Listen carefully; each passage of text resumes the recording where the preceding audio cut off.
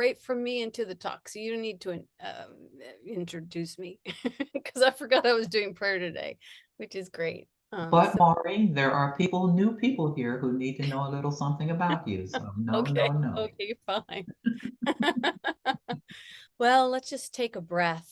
Let's just be right here on the cusp of this new day and in this new story that we can always step into this new awareness of ourselves. So we just take a breath right here, surrendering all that we are to all that love would have us be. Surrendering our heads and our hearts and our agendas to God's will, trusting that God knows us and loves us and has us and holds us, delights in us, is the light that dwells within us that cannot fail.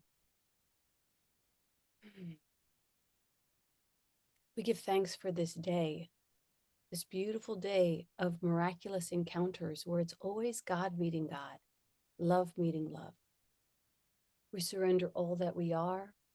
We continue to surrender it so that that brilliance, that radiance, that beauty, that truth that stands in the threshold with us moves through and past us, past our preferences, past our personalities, past our physicalities even. That we just really allow ourselves to identify with this love and this light. And I know that as we do so, it will continue to illuminate the most precious, perfect, and personalized pathways for our spiritual evolution for each of us. And so I give thanks for our conversation today. I hope that it, and I know that it, and I claim that it awakens within each of us a greater authority and solventry for the celebration of our own stories and our own songs. And I know that these stories and songs bless the world. And I ask the Holy Spirit to release from us and relinquish from us any fears, any congestions, any comparisons, anything that prevents that light from shining thoroughly and impeccably, to the point where we will be amazed before we're even halfway through with our week at how gracious and how gorgeous that radiance shines through us. So for this and so much more, I give thanks. I invite us into just a moment of stillness to integrate these ideas.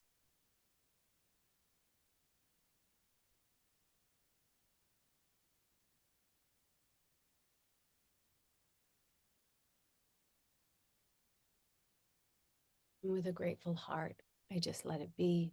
And together we say, and so it is. Amen.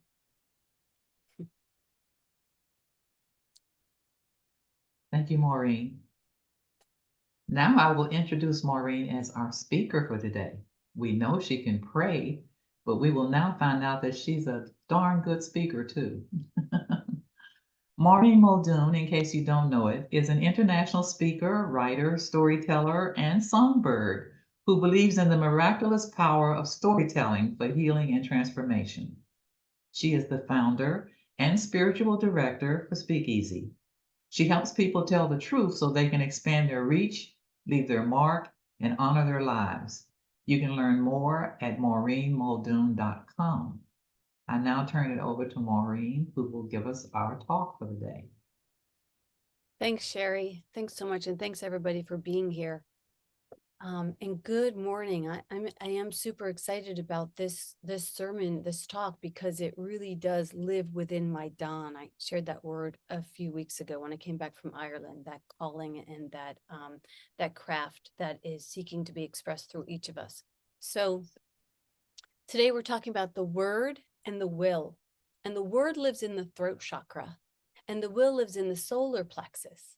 And I say this because the chakra series is what we're in right now. You might not know that if you've been coming this past couple of weeks, because we didn't do it in order. That's what we do at Speakeasy. Sometimes we do things a little out of order. But 2 weeks ago, we discussed the root chakras and we talked about the mystical lessons from the trees. And then the week after that, we talked about the sacral chakra. And the conversation was all about the great grandmother muse and how to channel. And then those talks are all available on YouTube. And then last week we had Todd Fink from Kind Mind Podcast come to us, and he talked to us about the third eye and intuition, which was amazing. And so today we're talking about the throat and the gut. And this is the realm of the well-placed story. So if any of you have ever had the experience of having a story change the trajectory of your life, maybe it was an author, maybe it was a story that your parents told you, maybe it was a sister or a friend.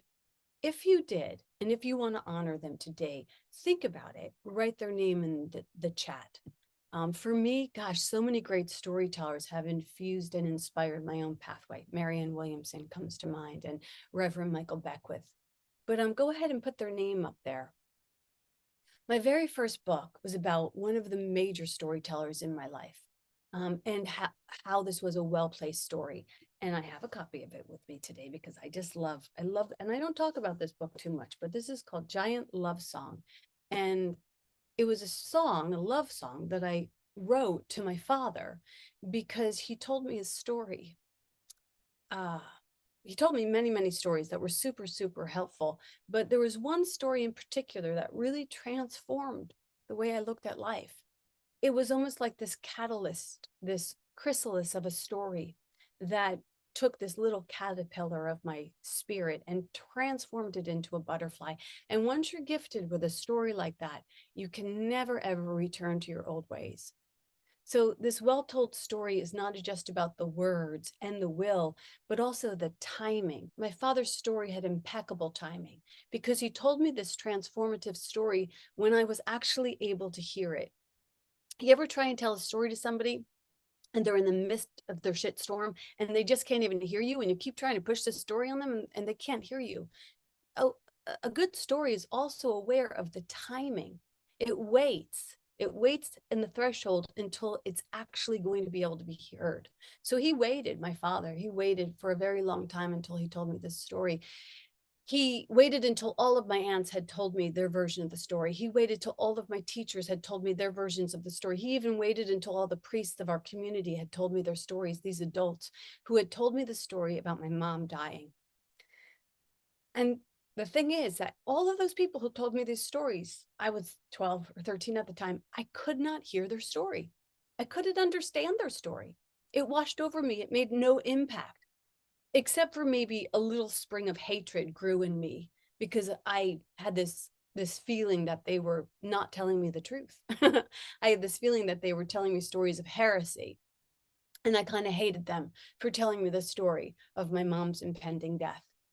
Now, they were just trying to prepare me, but it felt like they were trying to force me into the chrysalis.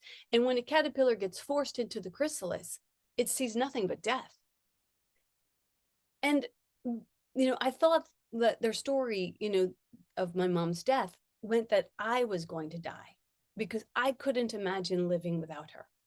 So there was no other possibility for this story. And that's why I hated the story so much. So I couldn't accept their story. And I kind of hated them for telling me this story. And then finally the day came when my father came to me and my little brothers. We sat at our mother's deathbed. And he told us a story about his mother, Maureen Muldoon, who I just went to Ireland and recorded that song for. And he leaned into us with this stillness and with this reverence of a priest delivering the Holy Communion. And he told us a story about his mother and how everything that was happening to us in that moment had happened to him. That his mother had died just like our mother was dying at our age. Now, I had never known this story before that moment, and I was kind of in shock and awe. I had never considered my father as a little boy. Like, I know it's egotistical, but I literally thought that my dad's life began with my birth. I think most kids think that, and like, I never thought of him as a little boy. But now here he was telling me this story that not only was he a boy once, but that he had survived this particular place in hell. And more than that, he told me something that changed everything for me.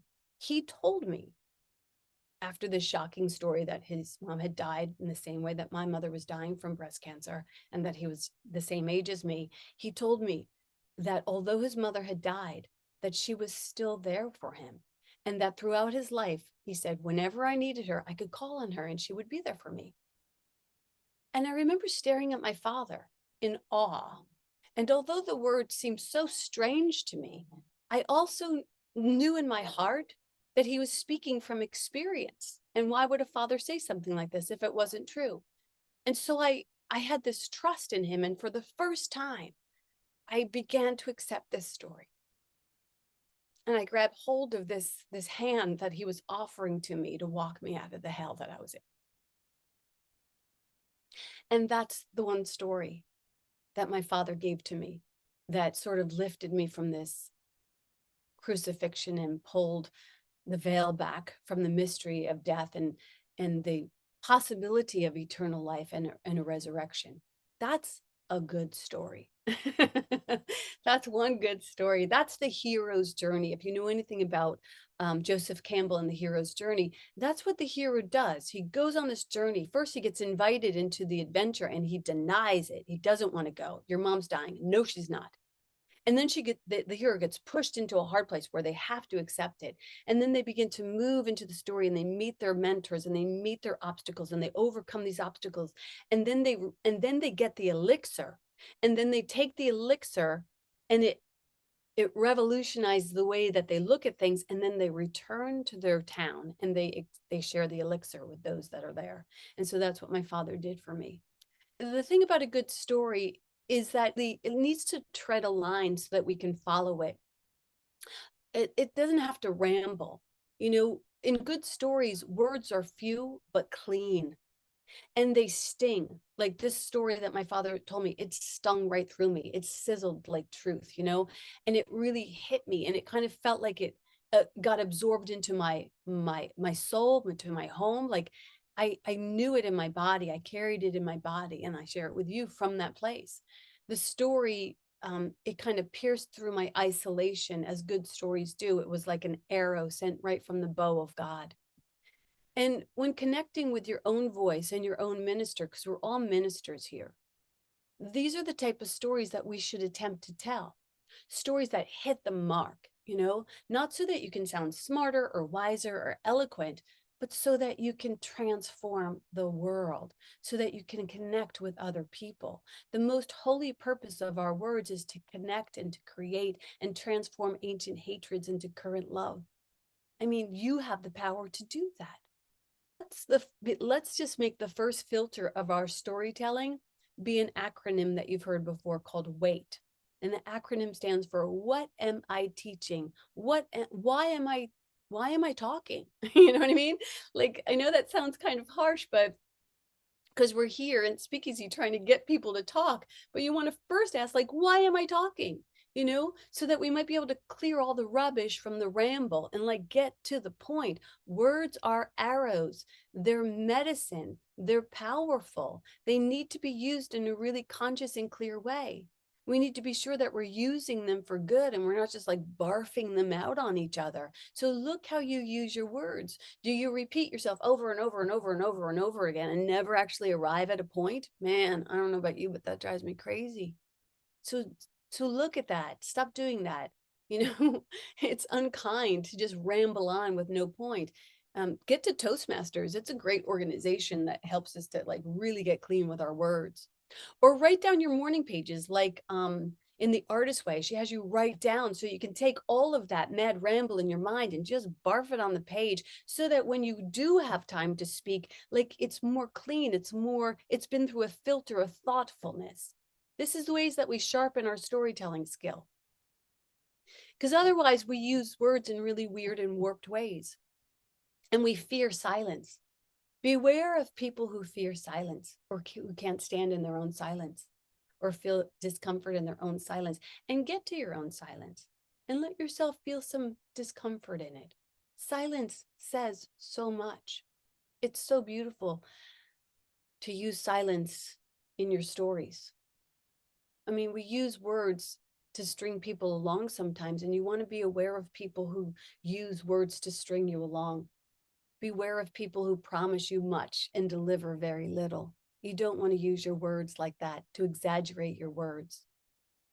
Beware of people who complain and condemn and criticize themselves in their storytelling, because if they do it to themselves, they'll do it to everyone around you. And complainers are soul drainers. And it's not to say that your friend might not come to you someday and say, that got a thorn in my soul and I need to work it out with you. But you speak words to process them, not to perpetuate them. Because if you continue to tell the whole story over and over and over again, you're just reliving your own crucifixions. Your word should serve good. Your word should serve God, whatever that God looks like for you. Your words are what make you a minister. So devote yourself to sharing gospel. The word gospel means good story. Gospel instead of gossip. Gossip means bad story. Look at the words that you're using and they will tell you something about yourself. This is a really wonderful thing, to get to look at the words that you're saying. I kind of dipped my toe into trying to learn Irish, and some of their words are so beautiful, the way that they say things. You might have your own mother tongue that you want to reconnect with and find your own ancestral words, because they might hit you in a whole different way. The word minister, as example, it's interesting to look at the etymology of that, because the etymology of minister comes from minus, which means less than. Why?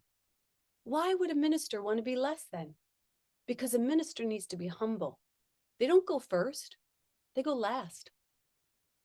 They're here to hold the door open for others. If you want to awaken your minister, and if you're wondering if this is your first time here, why we're talking about being a minister, well, because we're in the maiden voyage and we talk about, your muse, your minister, your mogul, your monarch, your maven, all of these archetypes. So today we're just happen to be talking about the minister. So ministers are here to hold the door open and to teach through action, not just articulation. So today, while we examine the throat chakra and the solar plexus, the voice and the volition, the voice and the vocation, the volition is the fire in your belly. So when you pray, can you pray with conviction? Can you pray with fire? The volition, the fire in your belly should stoke the flames of your words and warm them with conviction and sharpen the impact of your words. And it's good to look at your will, as you're working with your words, to look at what's the will beneath your words. Is it goodwill? It's good to have your will in alignment with your words. But it's even better to surrender your will to God's will, or to the will of love. There's great power in your will, but there's greater power in the surrendering of your will. If you want to strengthen a connection to your intuition, to your higher power, you could affirm the affirmation, I will to will your will. I will to will your will. Because letting go of your will opens up the doors for so much more good. You place yourself in the abundant, benevolent flow of love that gets to sing through you, that gets to sing through your life. This past year at Speakeasy, we actually had a theme. Our whole theme for the year was service that sings, because we didn't want to go into service and just hold the door open for people, or, bake cakes or send notes. We wanted that service to sing. We wanted to feel vibrant, not drenched in martyrdom. So we use our words to sing and our willingness to be of service. And we stepped into how we might be of service in this way that sings. There's a big, big difference between singing and being sung, right? To be sung requires that we let go of the fears, that we let go of the judgments, that we let go of the comparison, and sing like you sang when you were 3 years old, right? Before you began to sedate and silence yourself, before you began to sever the connection to that brilliance, that radiance that seeped from your pores without will, so effortlessly. We want to unearth that brilliance again. Well, we can't do it by just talking about it. We got to be about it. So this next year, I'm excited to share with you that we're going to continue that theme of service that sings with a new theme called Toast and Jam. And I know you might be thinking, like, what the heck is toast and jam? And how does that have to do with anything spiritual? Well, I'll tell you a story. many years ago when I first moved here. I didn't have any friends. I didn't know anybody, but I knew from being in Hollywood and working in all of these realms of storytelling, I knew that if I knew somebody's story that I could make friends. And so I thought I'm going to create a story event. And I pitched this idea to the one real friend that I had, which was Cathy Richardson. And I pitched her this idea called Toast and Jam. And she's the singer of Jefferson Starship, and she happens to live here. And the idea was that we'd get people on stage, tell their stories based on a song. And then in between the stories that they told, Cathy would come to the event and she would hear their story for the first time. And then she would sing a song based on their story. So it was this beautiful thing. And I said, and we can call it Toast and Jam. Well, she loved the idea, but she didn't like the name. She was like, that name is dumbass. I was like, okay. So we changed it to Voice Box, which has been going now for 10 years. But recently, I got gifted a jar of jam from my friend, Olive McDonough, one of our amazing musicians who happens to live in Ireland. When I was there, I got to visit her at her beautiful sanctuary. Speaking of Sanctuary Lou, it was called Butterfly Cottage, and it's just slice of heaven. She gave me this jar of jam on my way out the door, and I held on to it. I cherished it like it was raspberry gold, because it was. I mean, it came from the Irish soil. I'm sorry, but if you don't know this about me, like I'm a little bit infatuated with the Irish. So I spread that jam on my toast when I came home. I was eating this toast that I got from Madeline Island, my other favorite place. And I ate that toast and jam. And as I did, I remembered the breakfasts that we had in Ireland with Mia and with Clive and with Lou and with Gillian and with Yvonne and with Martina. And oh my God, if you were there, Martina picked up the guitar and she was wailing on it. And I don't know if you remember this, but when she came to sing for us that one time, she was a little bit shy, like a cat visits a queen. Well, this woman had got her song on in the meantime. And man, she was like female Elvis Presley at the kitchen table. And I was like, what the heck? And then when I went to the retreat, I remembered my other pals at the homecoming retreat, that we got to feast on their stories and their songs around the fire, and how, they served up not just toast and jam for us, but the sacred stories and the songs and the poetry. More savory, more savory than anything I'd ever experienced. And my soul craved that special sauce and that soul food, that nourishment of creative community, of kitchen concerts, of living room lyrics, and this type of stories and songs, they make you want to dance around your house in your pajamas. So I figured it was time to take the mic back from the professionals and stir up a once a month homegrown music and musings in your neck of the woods. So as we close out the year at Speakeasy with Service That Sings, we're moving into our theme of the new year, Toast and Jam, where you'll be invited and encouraged to join for breakfast with their friends once a month. Break bread, right? Feast on the miraculous manna of homegrown music, where you join with a small group and you re-honor and re-own your words and your way and your will. And even if the world may be falling apart, as sometimes it seems it is, we can boldly be those musicians that sung their way down on the Titanic. It's so morbid, but it's not a bad way to go. Because as my father showed me all those years ago, that it's in the storms that our stories can be like life preservers for each other, for drowning souls like I was back in the day. That's my father's legacy, and that's Speakeasy's dawn. This type of spiritual practice can lift the weary and the wounded, and it can save us from all going under. And it can call home even the most steadfast wanderer. So this November 17th is the 11th anniversary of Speakeasy, and we're hosting a first Toast and Jam at my house. I hope if you're in the area, you can come, and if not, you can maybe host something else at your house, or just eat your own toast and jam at your house and know that good things are happening in the world. If you are here, help us spread a little of the jam and joy. All you really need is a couple of friends. Each month, we'll be putting out a new theme song, so you can send it out to your friends and family as an invitation to toast and jam at your house. And even the most shy among us can engage in a little sing-along. So if we have that one same song that we're all singing together, wouldn't that be cool? Our first song for the November 17th event will be, I'd like to teach the world to sing in perfect harmony. And maybe we actually can. If not teach the world to sing, maybe encourage, a few drummers, a few drummer boys, a few hummer girls, a few poets, a few, you know, pop stars, and maybe open the hearts of a few wallflowers who have been waiting for the permission to bloom. This concept is simple. It's so simple. I think it's probably where the new church lives. We gather in our homes in small groups. When Lou sang that song today about sanctuary, when I first started this community, it wasn't called Speakeasy. It was called Sanctuary. Funny enough, Lou. And remember how we always say, like, whatever song you sing, I know it's going to tie in. Like, we didn't even talk beforehand. Yeah, and the song was, Lord, prepare me. I'll sing it. Lord, prepare me to be a sanctuary, strong and holy, tried and true. With thanksgiving, I'll be a living sanctuary for you. So that's kind of a call, isn't it? A little call to make your home a sanctuary. I know my friend Emer's here, and she actually bought a church that she's going to move into. I mean, she's taken it pretty literally, but oh man, I'm so with that. I would love to live in a church. But you can live in a church if your gospels are always holy. So this concept is simple. We gather in our homes in small groups once a month. We bring a song or a story, something to smear on the toast, and we break bread, toasted bread, and all kinds of jams, or avocado toast if you like, or for the healthier among us, or cream cheese and lox if you want to nod to the old loaves and fishes.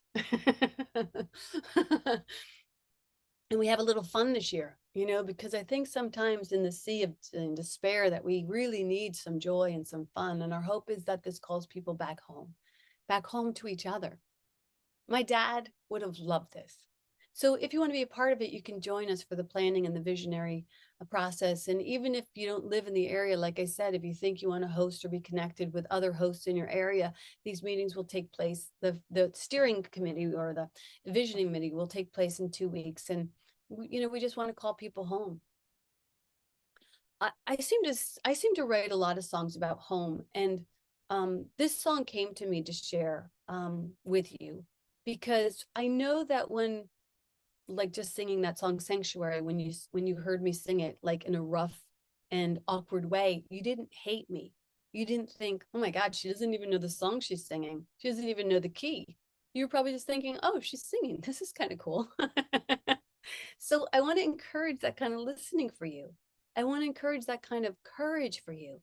Don't wait until you know all the words. Don't wait until you know all the tunes. Just begin. Like, just begin.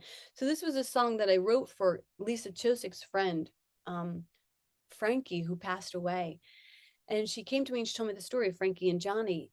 And this song just sprang from me. And it's about what my dad was trying to teach me. And so for whatever reason, I'm going to sing it for you now. And it goes, I've been a traveler, a light-hearted wanderer, a nomadic romantic out there alone. I've lived through some masquerades, I've had a few bluer days, but I've never lost my way, for you called me home. Frankie and Johnny and the man on the moon, hold on to starlight, love, we'll be home soon. I lay down my amulets, for I never could forget the way has been always said, no matter where you roam. So melt into everything, let the archangels sing, for you are my everything, and you call me home. So we're all getting called home. Like poets and prodigal sons and daughters returning by remembering that we actually never left. Like the mycelium on the unseen side of things, we are tethered to our source, our supply, our stories, and our songs. We each are the home of God that lives in us, and we live in that love. We live in love with each other. And my friend, that's a pretty sweet zip code if you ask me. The Course tells us, and I'm going to close with this little lesson and this little story. The Course tells us in Course in Miracles that we're surrounded and animated by love. And in lesson 264, it says, Father, you stand before me and behind me and beside me in the place I see myself everywhere I go. I think about that. And I know it's written for God, but I think about my dad. I think my dad's still with me. Father, you stand before me, behind me, in the place I see myself and wherever I go. You're in all the things I think about. You're in all the sounds I hear. You're in every hand that reaches for my own. In you, time disappears, and place becomes a meaningless belief. For what surrounds your daughter and keeps her safe is love itself. There's no source but this, and nothing that this does not share its holiness, that stands beyond your one creation, or without the love which holds all things within itself. So I want to close with this one beautiful story about the hummingbird. I'm working on a project right now called Hummingbird. I found this story and I think it's just wonderful. If you are somebody who thinks, I have nothing to offer, I don't have any stories, I don't have any songs, and my voice is so small, this story's for you. So there's a story about the hummingbird. It says that there was once this huge fire in the jungle, and all the animals got so freaked out by the fire. And the bears started to run out of the woods, and the wolves, they started to run out of the forest, and the squirrels and the snakes, they all started to run from the jungle. And even the great elephant was lumbering out of the forest until it came across the hummingbird. And it saw that the hummingbird was moving in the opposite direction. She was flying right in the face of the fire. And the elephant, slowed down to see what she was doing. And he saw that she was gathering a drop of water and dropping it into the fire, one drop at a time, returning again and again to just drop this little drop of water onto the fire. And the elephant said to her, Hummingbird, what are you crazy? Like, this is a huge fire. Have you no idea? What do you think you're doing? And she turned and she flew off and she gathered another drop of water. And the elephant looked at her again and he said, Hummingbird, what do you think you're doing? And she turned and she gathered another drop of water.